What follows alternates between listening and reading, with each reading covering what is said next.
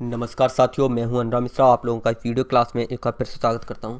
साथियों, आज एक नए वीडियो के साथ और एक नए टॉपिक के साथ मैं आपके सामने हाजिर हुआ हूं, जो कि टॉपिक होने वाला है करंट का। और ये जो टॉपिक जो है वो है मेरी टाइम इंडिया समिट 2021, जो कि हमारा 2021 में चलने वाला ये एक सम्मेलन है, जो कि हमारा 2 मार्च से लेकर 4 मार्च तक ये चलने वाला है। हमारे प्रधानमंत्री नरेंद्र मोदी जी के द्वारा ये किया गया था, इसका वीडियो कॉन्फ्रेंसिंग के माध्यम से ये ज्वाइन किया था।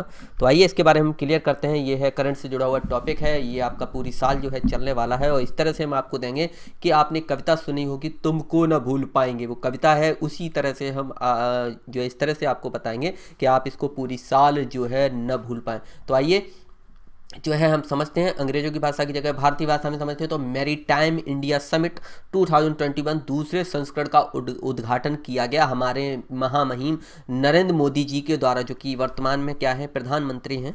ठीक है, आइए तो इसमें थोड़े से कुछ पॉइंट्स जो हैं जो क्लियर करते हैं। प्रधानमंत्री नरेंद्र मोदी ने 2 मार्च 2021 को वीडियो कॉन्फ्रेंसिंग के जरिए मेरी टाइम इंडिया समिट 2021 के दूसरे संस्करण का क्या किया, उद्घाटन किया। शिखर सम्मेलन भारत की समुद्री अर्थव्यवस्था के विकास को आगे बढ़ाने में मदद करेगा। इस आयोजन में कई देश भाग ले रहे हैं, जिसमें भारत में समुद्री क्षेत्र में निवेश को बढ़ावा देने के लिए कई देशों के सीईओ और राजदूत भी इसमें क्या है, शामिल हुए हैं। ठीक है, 50 देशों के 1 लाख से अधिक प्रतिभागियों ने MIS यानी कि मेरी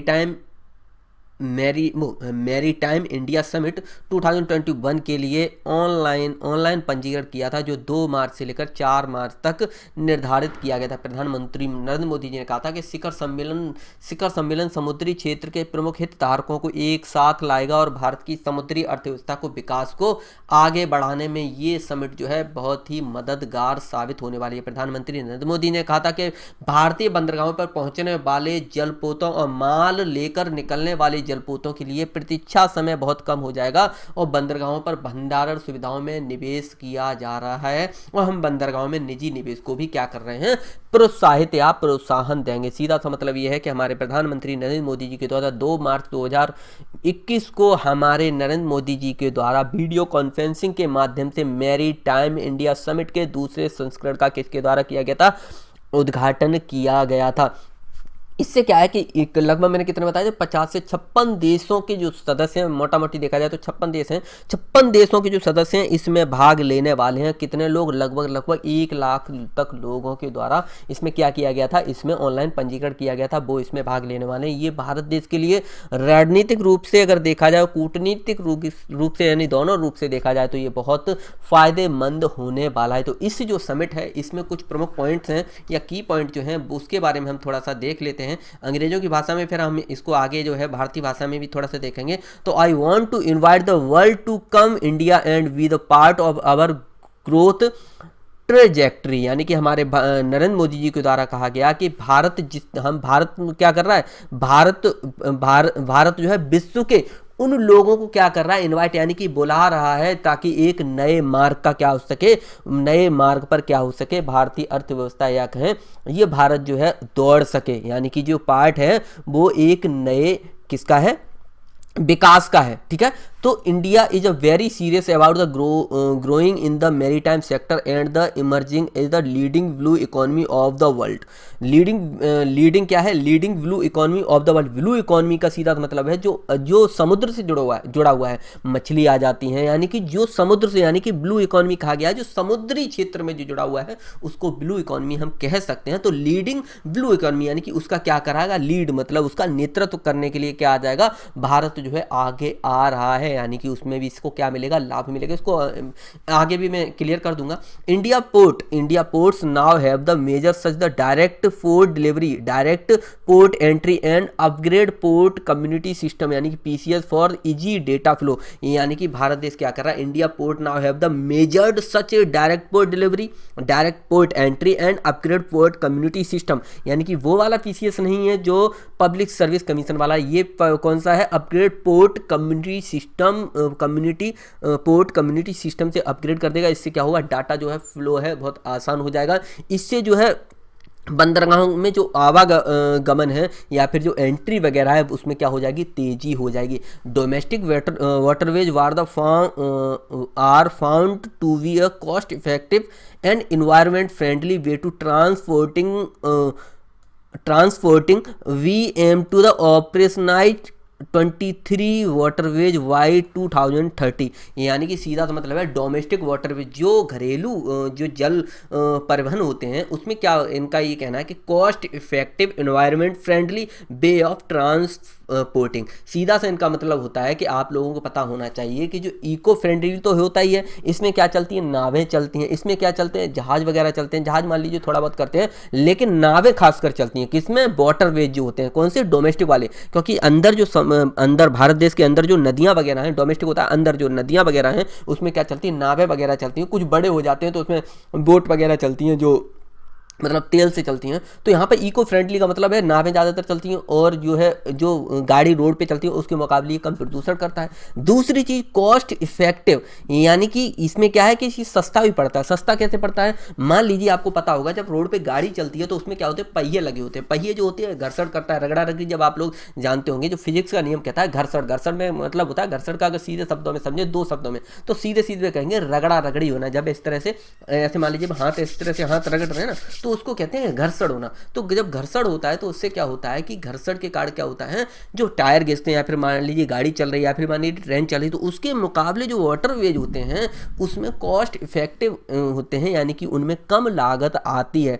कम लागत का मतलब कि पानी में ना तो पहिए हैं, पहिए पे तो चल नहीं रहा है, ऊपर चल रहा है, केवल उस पर तैर रहा है, तो उससे क्या है कि घर्षण कम होता है। इससे क्या होता है कि लागत भी कम आती है। क्लियर हुआ। और इनका ये कहना है कि हम उस पर क्या कर रहे हैं, एम बना है इन्होंने कि 23 वाटरवेज जो है हम तैयार करेंगे, कब तक, 2030 तक। ठीक है। India has a such many as 189 light house across its coastline. We have the drawn up to programme for the developing tourism inland, ठीक है, टू द 78 लाइट हाउस। इनका ये कहना है कि जो भारत में, भारत की जो समुद्री सीमा है, मान लीजिए आपको मैं क्लियर करा दूं, भारत की जो समुद्री सीमा है, आइए कहाँ गया वे, हाँ एक मिनट, हाँ, भारत जो है मान लीजिए ये पूरा भारत है, भारत का इस तरह से मान लीजिए नीचे का जो हिस्सा मान लीजिए ये भारत का जो समुद्री सीमा है वो कितना है, लगभग मोटा मोटी अगर हम देखें 7500 किलोमीटर इसकी जो है समुद्री सीमा है। इसमें भारत देश क्या है, हिंद महासागर में इसकी क्या होती है, सीमा लगाता है भारत देश। तो ये जो समुद्री सीमा है, समुद्री सीमा में क्या होता है, ये इस तरह के लाइट हाउस लगे होते हैं इस तरह के। तो इनका ये कहना है कि 189 जो लाइट हाउस हैं उनमें से लगभग 70 या 73 जो हैं ये क्या करने वाले हैं, टूरिज्म के लिए, यानी कि जो पर्यटक आते हैं बाहर के उनके लिए ये क्या करने वाले हैं, विकसित करने वाले हैं।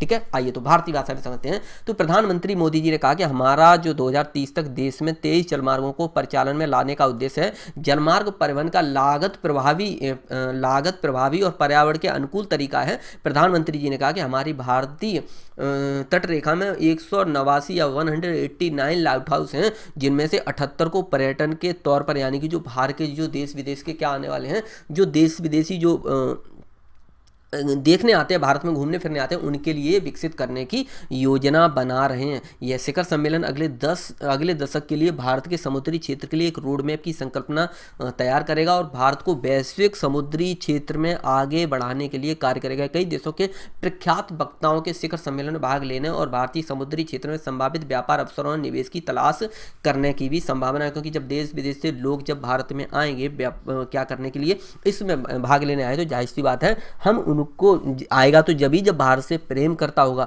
भारत से जब प्रेम करता होगा तभी तो वो आएगा।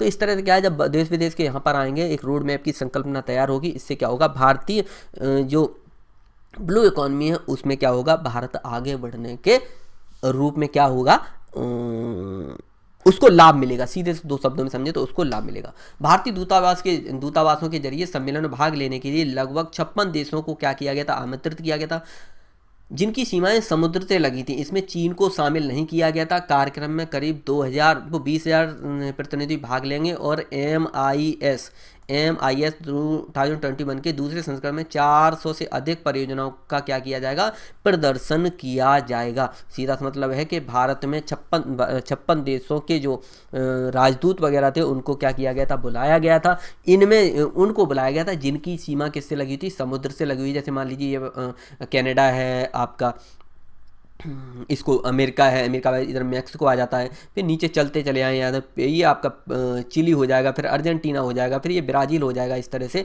इसके बाद इधर चलते चले जाएंगे इस तरह से अफ्रीका की तरफ। तो उन दोस्तों को बुलाया गया है जिनकी को है समुद्र से सीमा लगती है। इसमें आपका चोर मतलब साहूकार जो देश है जिसका नाम है चीन, उसको इसमें बुलाया नहीं गया था, क्योंकि हमारा चीन से जो है प्रेम है उतना नहीं है जो इन देशों से है। यानी कि चीन हमेशा हमारा क्या रहता है, एक कट्टर दुश्मन पेश आने की कोशिश करता है। उसकी हरकतें जो हैं चोरों वाली कभी कभी महसूस हमें होती हैं। तो ये छोटा सा परिचय था इसके बारे में, ठीक है।